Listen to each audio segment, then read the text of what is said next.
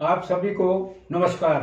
मुख्य learning channel में एक बार फिर आपका हार्दिक स्वागत है। आज की इस वीडियो में हम डिस्कस करेंगे जो NCJCM जो कि एक सेंट्रल गवर्नमेंट एम्प्लॉइज की बहुत बड़ी यूनियन है, उन्होंने 8 पे कमीशन को अपनी कुछ डिमांड्स एक मेमोरेंडम दिया है जो कि 51 पेज का है, जिसमें उसको पूरे को डिस्कस कर पाना तो मुश्किल है, लेकिन जो उसकी मुख्य मांगे हैं, मेजर डिमांड्स हैं, उनको यहाँ पे वन बाय वन करके हम डिस्कस करते हैं। सबसे पहली डिमांड है उनकी, family member should be increase from 3 to 5 कि फैमिली यूनिट जो है वो 3 से 5 किए जाने चाहिए। अब ये फैमिली यूनिट क्या है कि 7th CPC जब आया था तो उसमें फैमिली यूनिट काउंट किए गए थे, हस्बैंड वाइफ और दो बच्चे इक्वल टू 1 यूनिट।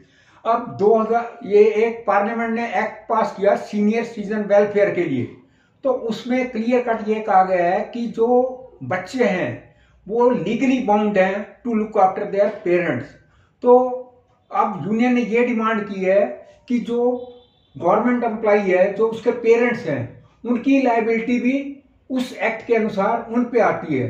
तो इसलिए जो फैमिली यूनिट पहले 3 चल रहा था, अब उसको 5 बढ़ा के 5 किया जाना चाहिए। वो लायबिलिटी वो जो बच्चे हैं वही मीट आउट करेंगे पेरेंट्स की। तो इसलिए अब जो मल्टीप्लाइंग फैक्टर की डिमांड की गई है वो एज कंपेयर टू अर्लियर पे कमीशन वो बहुत ही ज्यादा हाई की गई है। वो की गई है 3.883 यानी कि 3.83।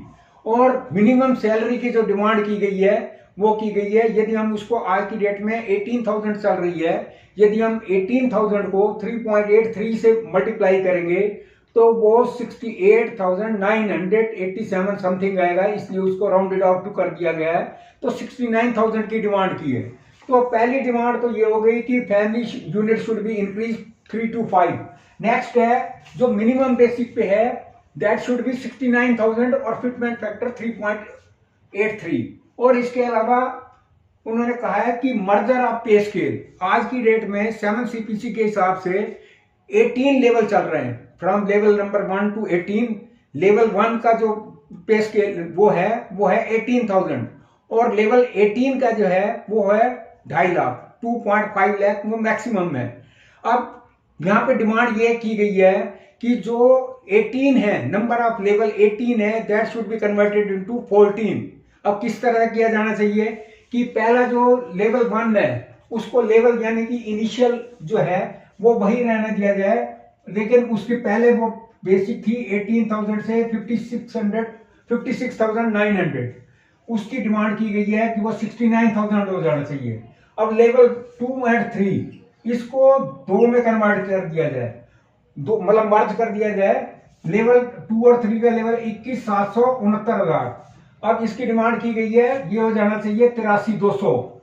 ये मल्टीप्लाई ये इसको 3.83 के से मल्टीप्लाई करने से ये अमाउंट आया। नेक्स्ट है लेवल 4 और 5, इसको सीरियल नंबर 3 दिया जाना चाहिए और इसका 7th CPC में पे स्केल था 29,200-92,300। अब इसका जो रिवाइज प्रपोजल सैलरी है वो है 1,12,000।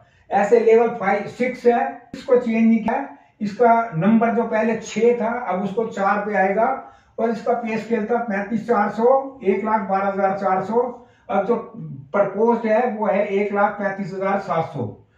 7 और 8 लेवल जो था उसको सीरियल नंबर 5 दिया गया है, इसका था 47,600 1,51,000। अब इसकी रिवाइज सैलरी आ गई 1,82,500। अब लेवल 9 और 10 इसको सीरियल नंबर दिया गया अब 8 CPC में, और इसमें दिया गया है ये था स्केल था 5600 और 1,70,500 ये इसका एंड था। अब इसको कर दिया गया 2,15,100 ये प्रपोज्ड है।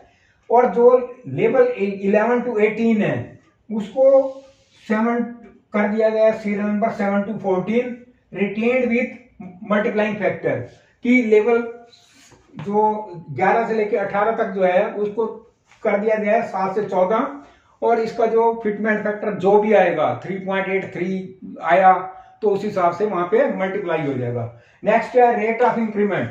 आज की डेट में जो रेट ऑफ इंक्रीमेंट है 7 CPC के हिसाब से वो है 3% ऑफ द बेसिक पे, और डिमांड की गई है कि वो 6% की जानी चाहिए। नेक्स्ट है पेंशन फ्रॉम 50% टू 67% और फैमिली पेंशन फ्रॉम 30 टू 50% की जो आज की डेट में जो फैमिली पेंशन है वो 50% ऑफ द बेसिक पे मिलती है, उसकी डिमांड की गई है कि वो 67% की जानी चाहिए और जो फैमिली पेंशन आज की डेट में 30% मिलती है उसको 50% किया जाना चाहिए। अब यहाँ सबसे बड़ी समझने वाली बात है कि पेंशन का इशू और डेट ऑफ इंप्लीमेंटेशन का इशू ये टीओआर में नहीं था, टर्म ऑफ रेफरेंस में ये दोनों पॉइंट मिसिंग थे और इसके लिए यूनियन ने काफी हाय हुल्ला की कि ये ऐड किए जाएं, मगर उसमें टीओआर में ऐड नहीं किए गए। लेकिन गवर्नमेंट की तरफ से ये एश्योर किया गया कि जो पेंशनरी बेनिफिट्स हैं जो ऑलरेडी प्रीवियस पे कमीशन से मिलते आ रहे हैं वो एट पार पेंशनर को मिलेंगे। लेकिन ये टाइम बताएगा क्या होता है, लेकिन जो कहा गया था न्यूज़पेपर में क्लैरिफिकेशन आ चुकी है इस चीज की।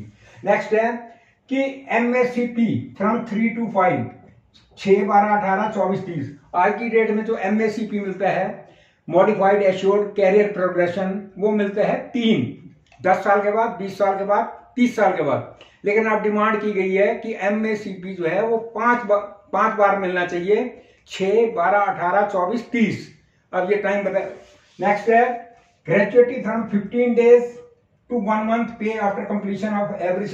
अब जो ग्रेजुएटी की कैलकुलेशन होती है ऑफ 6 मंथ्स 15 दिन की सैलरी, अब डिमांड की गई है कि 1 महीने की salary for every half yearly.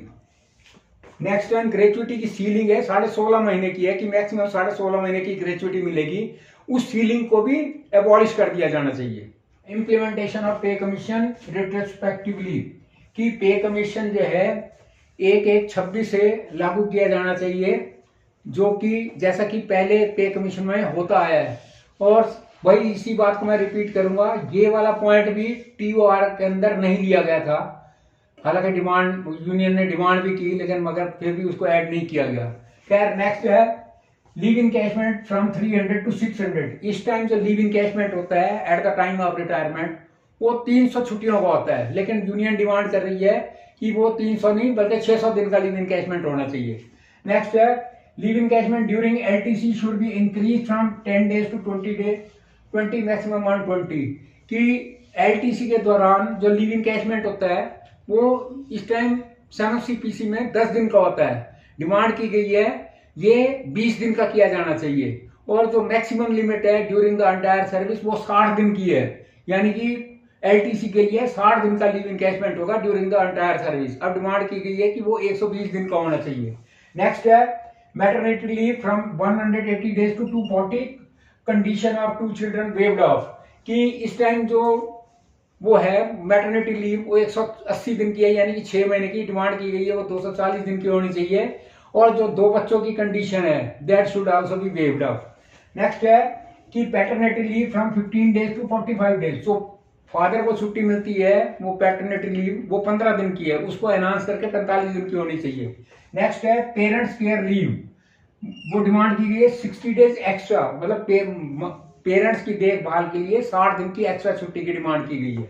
Next है commutation portion should be refunded after 11 year instead of 15 year. इस टाइम जो कम्यूटेशन वैल्यू ऑफ पोर्शन है उसकी जो वापसी है वो 15 साल के बाद होती है, 15 साल के बाद कटना बंद होता है, लेकिन डिमांड की गई है वो 11 साल के बाद होना चाहिए, क्योंकि ये कम्यूटेशन आज से 40 साल पहले फिक्स किया गया था कि इसकी रिकवरी 15 साल में होगी। अब रेट ऑफ इंटरेस्ट काफी उसमें वेरिएशन आ चुकी है, पहले कहाँ 16-14% रेट हुआ करते रेट ऑफ इंटरेस्ट, अब कहाँ 7-8-10% से भी कम रहते हैं, तो इसलिए डिमांड की गई है कि वो पीरियड जो है वो 15 की बजाय 11 होना चाहिए। नेक्स्ट है कि HRA should be enhance from 30-20-10 to 40-35-30। इस टाइम जो एचआरए मिलता है वो ए क्लास सिटी के लिए 30, बी के लिए 20 और इसके लिए सी के लिए 10। अब डिमांड की गई है वो 40, 30 और 40, 35 और 30 रिस्पेक्टिवली। नेक्स्ट है restoration of old pension scheme, scrapping of NPS कि वो ओल्ड पेंशन स्कीम को इंप्लीमेंट किया जाए और एनपीएस को स्क्रैप किया जाए। ओपीएस जो है जो सिविलियन है उन्हीं को ही ओपीएस नहीं मिलती। बाकी जो डिफेंस सेक्टर इधर उधर है उनको सबको अभी भी ओपीएस मिल रही है। जो केवल सिविलियन है उन पे ही एनपीएस अप्लाई होता है। नेक्स्ट है death in accident compensation amount should be enhanced should be ₹2 crore. अब यदि किसी एम्प्लॉय की डेथ ड्यूरिंग कोर्स ऑफ मतलब परफॉर्म ड्यूटीज, तो उसका जो कंपनसेशन अमाउंट है दैट शुड बी 2 करोड़। तो ये थी मेजर डिमांड्स यूनियन की, जिनको हमने 1 बाय 1 करके डिस्कस किया। अब ये देखना ये है, लेकिन ये जो रिपोर्ट है ये आएगी अप्रैल 27 तक, और उसके बाद 3 से 6 महीने तक इसको लगेंगे पार्लियामेंट में। ओवरऑल ये है कि ये कहीं सितंबर अक्टूबर 2027 में आएगी, दिवाली के आसपास। Hope for the best. और यदि वीडियो पसंद आई हो, लाइक करें, शेयर करें। Lot of thanks for me.